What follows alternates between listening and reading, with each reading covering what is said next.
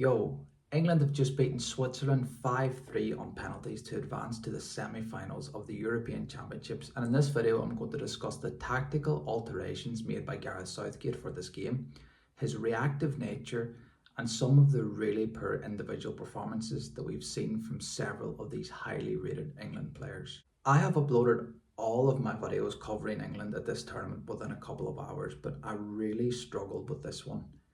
I needed a bit of time to think about what I wanted to say.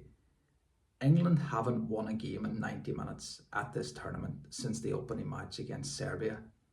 But does that really matter? Very few teams win international tournaments by playing beautiful football, and all winning teams need a bit of luck along the way. We often underestimate the role that luck plays in winning major honours. So taking this outside view, how critical can we be of Gareth Southgate and this England team?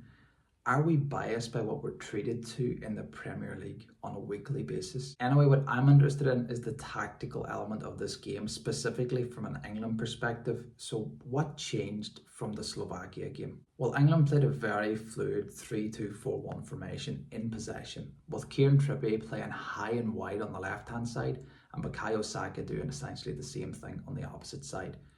Trippier staying high and wide meant that Phil Foden could play in his favourite central attacking position role, which he shared in this game with Jude Bellingham. Foden played on the right hand side and Jude Bellingham played on the left. However, when Foden did move across to the left hand side, Bellingham either joined Harry Kane in the centre forward position or he tucked in just behind Trippier on that left hand side.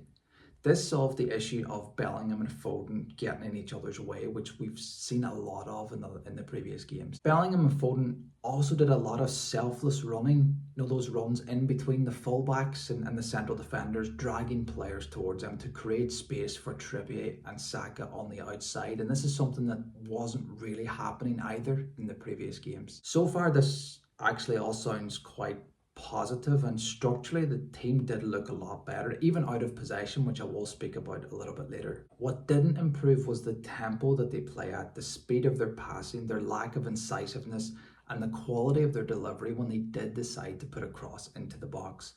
But I can't overlook some of the individual performances. I think we can all agree that Harry Kane has had a poor tournament, and he had another poor game today. He was outshone by Breel Embolo of Switzerland, whose hold-up play was excellent. He was ensuring that Switzerland always had a focal point in attack, and not to mention he did get on the score sheet as well to put the Swiss ahead. Harry Kane, in comparison, he huffed and puffed, he worked hard, but he had next to no influence on England offensively. Declan Rice was also outshone by his opposite number, Granit Xhaka, at least in terms of his willingness to pass the ball forward. I think Rice played a lovely incisive pass between the lines in the first 5 minutes, but everything after that was either sideways or backwards. You have Jude Bellingham and Phil Foden between the lines. You've got Bukayo Saka and Kieran Trippier high on both sides, and you've got Harry Kane up there somewhere as well.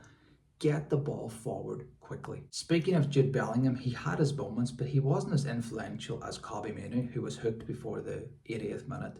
Bellingham worked hard, but he was visibly shattered long before extra time.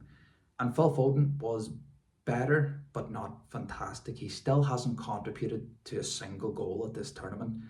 And Southgate's reluctance to substitute these two players would really worry me, especially when you have so much quality on the bench. Bukayo Saka has actually had a good tournament. He's really positive, he's quick, he doesn't rely on overlaps to be effective. He scored another really important goal and his work rate is just excellent. He just needs more help from those around him. Out of possession, England are actually relatively well organised, and they do make it difficult for the opposition to create chances.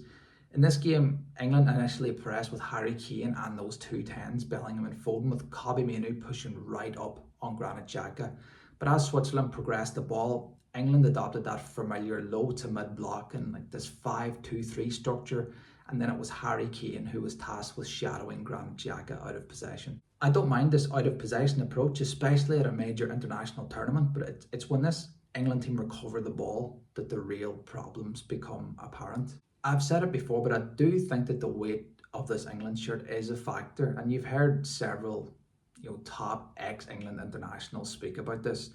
This combined with the manager's cautiousness and reactiveness is why I think they're struggling for performances. Why does Gareth Southgate wait until his team fall behind before making any changes?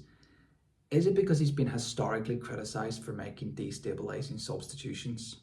Does he lack the bravery to substitute the big personalities in the team? We have seen Eberechi, Anthony Gordon, Ivan Toney, Cole Palmer all come on and have a real positive influence on games. What more do they need to do to warrant more minutes on the pitch? Gareth Southgate will probably feel that the way he manages the dressing room and coaches the team has worked up until this point. But can he see the direction in which a game is going and change things from the sidelines against the very best sides? I am not convinced. Anyway, I think that's all I wanted to say. England fans, please let me know your thoughts. What do you agree or disagree with what I've said? And how would you rate your chances now of winning this tournament? Please do give the video a like if you liked it, and consider subscribing for more football related content, including my coverage of England's semi-final matchup against the Netherlands on Wednesday. Thanks for watching.